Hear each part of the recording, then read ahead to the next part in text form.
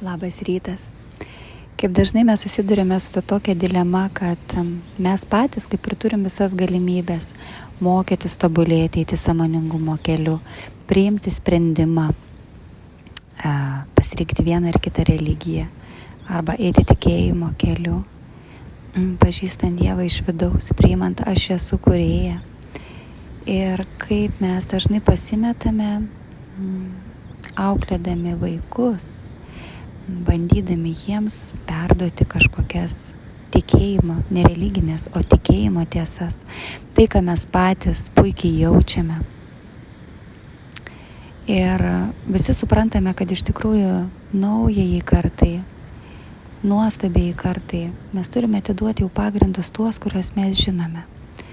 Bet mes nežinome kaip.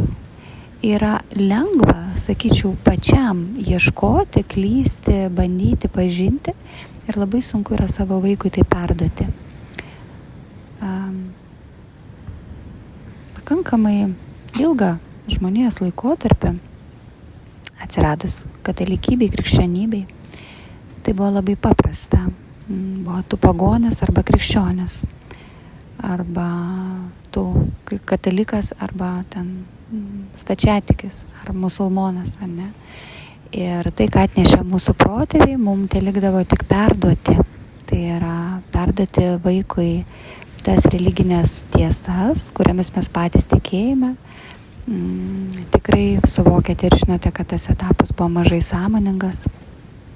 Ir juk religija labai gražiai mūsų moko ne atskleisti savyje kūrėją, o tapti nuolankiu ir paklusniu. Tapti nuolankiu ir nuolankumas yra be galo graži dorybė, bet nuolankus žmogus turi būti prieš Dievą, ne kaip prieš baubą, o kaip prieš be galo didelę kūrybinę jėgą. Nuolankus priimdamas jo valią, nuolankus tai yra su meile būti savo artimui, šeimai. Tačiau tai yra toli gražu ne religijos įspaudai, kada prašoma paklusti, daryti nesusimastant, tiesiog taip ir viskas. Ir daugelis mūsų tėvelių, sakyčiau, seneliai gal net mažiau, jie turėjo tą vidinę dvasią, kažkokį dar išlikusi pajautą, kas yra dvasia, kas yra stiprybė. Ir mūsų senelių ir protėvių dvasia buvo pakankamai stipri. Tačiau mūsų tėvelių galbūt čia jau tai, kad praėjo pakankamai daug kartų ir galbūt ir tarybiniai laikai su savo kažkokia dar atskira kuriama pozicija iškreipia tą mąstymą, nežinau net kaip pasakyti, bet dauguma daro daug dalykų dėl to, kad daro. Pavyzdžiui, aš su savo mama, kai bendrauju, klausiu, mama, o kodėl tu taip darai? Nes taip reikia. O to ką reiškia taip reikia? Nes taip visi darė. Ir kada mes pradėjome kalbėti apie krikštą, apie pirmąją komuniją, jį pateikė tokį, bet vaikai nieko nesupranta, todėl reikia sutvarkyti. Mama, sakau, ką reikia sutvarkyti? Komuniją, krikštą, paskui tegul kaip nori, taip gyvena. Ir tai parodo, kaip žmogus šiandien dienai gyvena nesąmoningai. Daryti taip, kaip daro kiti. Nesvarbu kaip, jeigu žmogus trenkia galvą ir sieną ir tu juo pasitiki ir tu trenksi. Nesvarbu, kad tai yra visiška nesąmonė, pavyzdžiui. Žmogus nesigilina, kas iš tiesų yra krikštas, nesigilina, kas iš tiesų yra pirma komunija. Ir tada, kada tu bandai pasakyti, kad mama, mamytė, Dievas ne bažnyčioje, taip bažnyčia, šventovė yra labai stiprus objektai, bet tai nėra Dievas. Svarbu juk vaiką išmokyti, kad Dievas gyventų jo kasdienybėje, jo širdelėje. Tai kaip tu to išmoksi, jeigu nevesi bažnyčią? Ir tu supranti, kad lygiai taip pat kaip pasakyti, kaip vaikas išmoks valgyti, ar jeigu neisi į restoraną. Arba kaip jis galės maitintis, jeigu jis neįsi Maksimą. Patikėkit, tai yra lygiai tas pats. Vaikas turi pajausti šventovės ir šventyklos dvasią. Tai yra energija. bet kuo mažiau įsivelti į religinį okultizmą, aš net taip pavadinčiau, į tą kūrimą tradiciją, kada mes nesuprantame, ką mes darome. Sekantis argumentai buvo tokie, kad jeigu tu to nepadarysi, tavo vaikas bus nelaimingas. Taip jinai ir sakė, tavo vaikai bus nesėkmingi. Mes tai sakydami net nesuvokiam kokią programą ir karmą, energiją, ypač iš pykčio, nes iš tikrųjų eina ir pyktis, ir nesupratimas, kaip tu to nesupranti ir kaip tu taip gali negyventi, uždedam savo vaikams. Ir kaip svarbu, kada mum artimieji va taip sako, nepulti gintis, neišaukti įtampos, o su meile priimti tą poziciją, išlikti ramiam ir tiesiog suvokti, kad žmogus šiandien yra tokiame etape.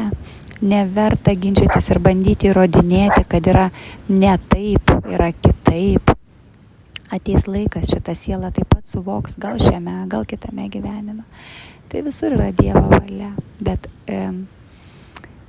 tokie dalykai, priimant, nesupykstant, tu gali labai gražiai nuimti tą programą, sakydamas, mano vaikai bus labai sėkmingi.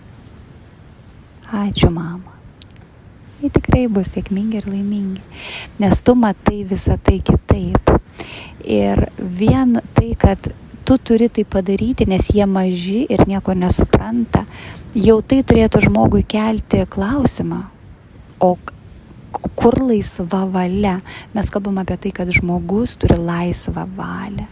Jis gali pats pasirinkti. Jis ateina į pasaulį, jo sielą, ir jau iš karto yra atimama laisva valia pasirinkti. Tu nori, kad tau būtų supančiotos rankos ir kojos, tu nori, kad jau būtų keičiama tavo karma, tu nori jau, kad tau būtų uždėtas kryžius. Ne, tu net nesupranti. Galbūt tu supranti, bet tavo kūnelis juk nieko dar negali pasakyti. Vedu į pirmą komuniją, nes vaikas paklūsta tėveliam. Kodėl jis pats nesupranta? Jeigu jo širdelė ieško, jisai ras. Ir, suprantat, susiduri su ta problema, tai pačiam kartais ne visada tu pats išdrįsti su vaiku kalbėti, mokyti labai paprasta, kada yra tradicijos. Tu mokai sekmadienį eiti bažnyčią, tu mokai 10 Dievo įsakymų, tu mokai paklūsti bažnyčiai, tu mokai daug dalykų, kurie duoda, sakykime, religija. Ir tu nesuki galvos, tas tavo vaikas kažkaip užaugs. Tu tiesiog darai, tu supranti, kad kaip ir yra suteikiamas kažkoks sąlyginis saugumas, kad tu padarai viską, ką galėjai, dabar vaikas tegul gyvena. Bet tai yra atsakomybės nusiėmimas. Mes vesdami vaikai kažkokią religinę organizaciją, mes nusiėmam nuo savęs. Jis atėjo pas jūs.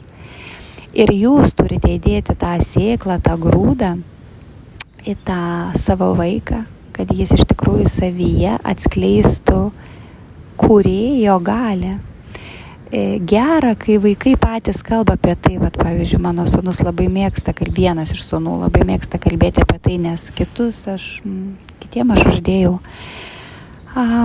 krikštą, uždėjau pirmą komuniją, taip reikia, tokio mąstymo. Trečiajam sūnui, ačiū Dievuliui, jau buvau kitos sąmonės, kitos suvokimo ir aš matau, kaip jie yra skirtingi, kaip tie du mano vaikai eina irgi programų gyvenimo.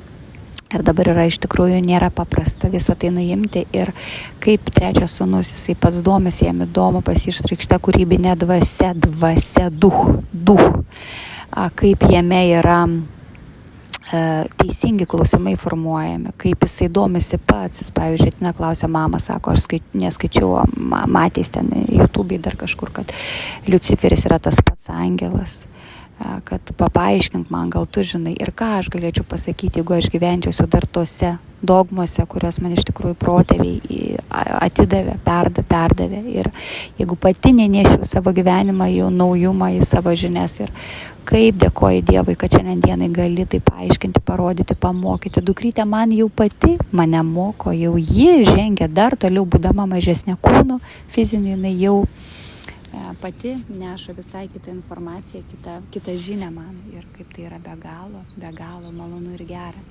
Todėl, mielieji, mąstykite, galvokite, jauskite, perduokite naujumą. Nebejoju, kad turi būti kuriama net ne tradicija, o naujas gyvenimas mūsų žemėje.